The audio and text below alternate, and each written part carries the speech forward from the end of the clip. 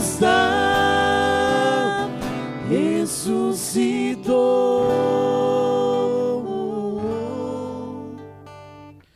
Reverendíssimo Padre Neuci Souza, presidente desta celebração eucarística, meus queridos irmãos e irmãs internautas que nos acompanham pelas redes sociais e o canal YouTube da Paróquia Santa Rita Batatais, pela web rádio Ativa Comunicações, pelo Facebook Neuci Souza, pela página Encontro com Deus, queridos ouvintes da 1080, a nossa rádio difusora Batatais, hoje a igreja está em festa. A festa de Santa Maria Madalena. Para Madalena, como nós acabamos de ouvir, e também deve ser assim para nós, o sepulcro vazio não serve de prova para a ressurreição. Seria sempre possível acusar os cristãos de fraude. Poderiam ter dado um sumiço no cadáver de Jesus para dizer que ele ressuscitou. Aliás, muita gente diz isto, às vezes fala, sumiram com o corpo de... Mas não sabe que isso está na Bíblia. Lá no Evangelho de São Mateus, no capítulo 28, dos versos 11 ao 15, está lá, bem claro, o conselho de anciãos, quando os soldados vieram e deram a notícia de que um grande estrondo tinha acontecido, que eles ficaram praticamente surdos e cegos na hora do estrondo, e quando voltaram a si, o túmulo estava vazio. Então, o conselho dos anciãos subornaram, pagaram, deram dinheiro para os guardas, para que eles dissessem que os apóstolos, que os seguidores de Jesus, tinham ido lá de noite e roubado o corpo de Jesus. Essa história rodou muito lá na época de Jesus. Por isso, era preciso descobrir de fato onde estava o corpo do Mestre. Se nós estivéssemos fazendo uma investigação policial, nós poderíamos dizer que o túmulo vazio, os panos, são vestígios, são indícios da ressurreição. Mas não são provas concretas, elas corroboram com as outras. Mas a prova principal é o corpo. Como não se trata de uma investigação policial, mas sim de um evento que exige fé, também nós devemos ir além para descobrir que o ressuscitado, com as marcas da paixão, vive, como o Ministério de Música acabou de cantar. O meu Cristo vive, ele venceu a morte. E ele continua a viver em cada irmão, em cada irmã, as quais devemos tocar, as quais devemos ouvir, as quais devemos amar. O primeiro dia da semana, diz o Evangelho, é o dia privilegiado para o encontro com o ressuscitado. É encontro de toda a igreja com o Senhor da vida, que enxuga as nossas lágrimas e que liberta da morte. As comunidades joaninas, elas nos anos 70 e 80 da era cristã, elas estavam desejosas de saber melhor quem era Jesus. E desejavam, como Madalena, tocar. Desejavam ver. Porém, não é mais esse modo de se fazer a experiência de Jesus em nossas comunidades atuais. Meus irmãos, vocês imaginem, a curiosidade era tamanha que quando se dizia que alguém tinha convivido com Jesus, que alguém tinha estado com Jesus, já era motivo deles correrem atrás da pessoa. Agora vocês imaginam Madalena, ela foi a primeira. Por isso que ela é considerada a primeira testemunha da ressurreição. São Bernardo, nos sermões sobre o Cântico dos Cânticos, ele diz: só o sentido da audição pode alcançar a verdade, porque só ele ouve a palavra. Não me toques, diz Jesus. Isto é, perde o hábito de confiar nos sentidos que às vezes nos enganam. Apoia-te na minha palavra. Acostuma-te à fé, porque a fé não pode se enganar. Compreende as coisas invisíveis e não sofre com a pobreza dos sentidos. Olha que coisa interessante, né? Porque ver exige o sentido da visão. Agora Jesus está aqui, segundo São Bernardo, nos convidando a ver com os olhos da fé. Madalena, ela não reconhece Jesus pela visão. Tanto é que ela o confundiu com o jardineiro. Mas ela reconhece pela audição. Quando ele pronuncia o nome dela, ela alegremente diz, mestre, quer dizer, encontrei o meu amado, como diz no Cântico dos Cânticos.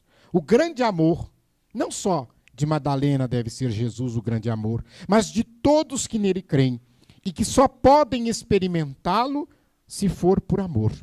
Peçamos ao Senhor, nesta mesma diligência que Maria Madalena teve, nós também tenhamos em procurar o Senhor e percebermos que Ele fala conosco como falou com Maria Madalena. Ele pronuncia o seu nome como pronunciou Maria. E Ele queria saber por que choras.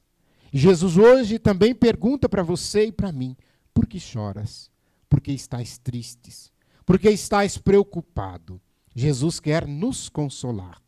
E essa leitura do livro dos Cânticos, quando diz, viste acaso aquele que meu coração ama? Pela festa de Madalena que celebramos, vemos aqui aquela que deve ser modelo para nós, pelo seu amor devotado ao Senhor. Aquela que sai à procura do Senhor. Aquela que enquanto não encontra, não tem sossego. E ela não tem medo, mesmo sendo uma mulher na sua época, de interpelar as pessoas. Ela não tem medo de arguir, ela não tem medo de perguntar. E às vezes, muitas das nossas dúvidas morrem conosco.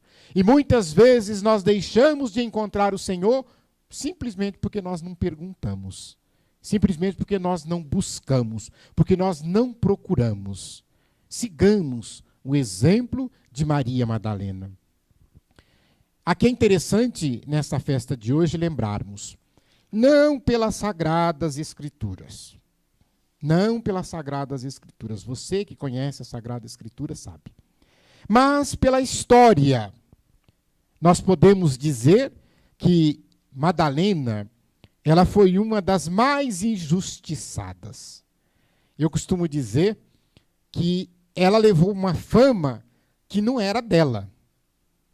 Nos livros, nos artigos científicos, nos filmes, nas obras de arte, as pinturas de pintores famosos, a imaginação tem funcionado muito, e diríamos, funcionado demais até.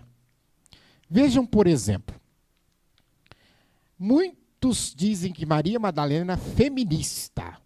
Inclusive, muitos movimentos feministas querem usar a imagem da nossa Santa Maria Madalena como a patrona deles. Mas eu não sei se o padre Nilson se conhece, porque eu também não conheço, nunca vi falar. Não consta que Maria Madalena tivesse andado nua pela rua, desrespeitando símbolos religiosos, etc., e tal, e mostrando que não deve. Como, às vezes, é o modo de agir dessas pessoas. Maria Madalena é, sim, um ícone da mulher na igreja. As mulheres em Maria Madalena devem ter o modelo de retidão e de seguimento do Cristo Jesus. Eu falava com o padre antes da missa, né? Vai logo ser publicado, vai ter o prefácio próprio de Maria Madalena. E ela, nesse prefácio, vai ser chamada de Apóstola dos Apóstolos. Olha que coisa linda. Apóstola, aquela que foi a Apóstola dos Apóstolos. Se não bastasse em chamar ela, a coitada, de feminista, mas também a chamam de prostituta, a chamam de pecadora. Pecador somos todos nós, é claro. Mas chamam em outro sentido. Porque, às vezes, a Sagrada Escritura não diz isso. A gente poderia ser, mas eu não posso trabalhar com suposições. Mas aí vai dizer a confusão que se faz de Maria Madalena com a mulher anônima, que lava os pés de Jesus, que enxuga os pés de Jesus com seus cabelos e que beija os pés de Jesus. E aí, os que estavam ali ao redor, se ele soubesse, essa pecadora, essa prostituta que está aí, Ele não permitiria que ela lavasse nem beijasse os pés dele. Ele não é Deus coisa nenhuma. E aqui, então, eles reportam que seria Maria Madalena. Mas basta a gente fazer um exercício. Tanto faz se aconteceu isso aqui, ou se aconteceu o encontro de Jesus com Madalena antes, será que Jesus não iria conhecer?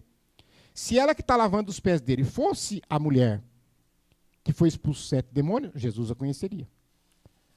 Se fosse o contrário, né, se a mulher que ele encontrou para expulsar os 7 demônios fosse aquela que tinha lavado os pés, ele também iria conhecê-la. E não é isso que a gente encontra na Sagrada Escritura. Vamos lá, prosseguindo. Ela ainda leva também uma fama de adúltera. Aqui é interessante a gente saber separar, né? A prostituição é uma coisa, o adultério é outra. A mulher adúltera é aquela que, sendo casada, que tendo um marido, trai esse marido com outro homem. A prostituição não é aquela que vende o corpo, é outra coisa. Mas ela também foi chamada de adúltera. Por quê? Porque fazem também uma confusão com aquela mulher que foi apanhada em adultério e levada até Jesus para ser apedrejada. Mas ele derrama perdão e ele diz para ela, vai e não peques mais. E ela vai. O encontro com Madalena, não. O encontro com Maria Madalena, o Evangelho diz assim, que ela passou a segui-lo. E o encontro de Maria Madalena diz que ela é uma mulher que tinha 7 demônios e que Jesus expulsou. A gente não sabe que demônios são esses, geralmente eram doenças e etc., que eles davam esse nome. E aí Maria Madalena passou a seguir Jesus.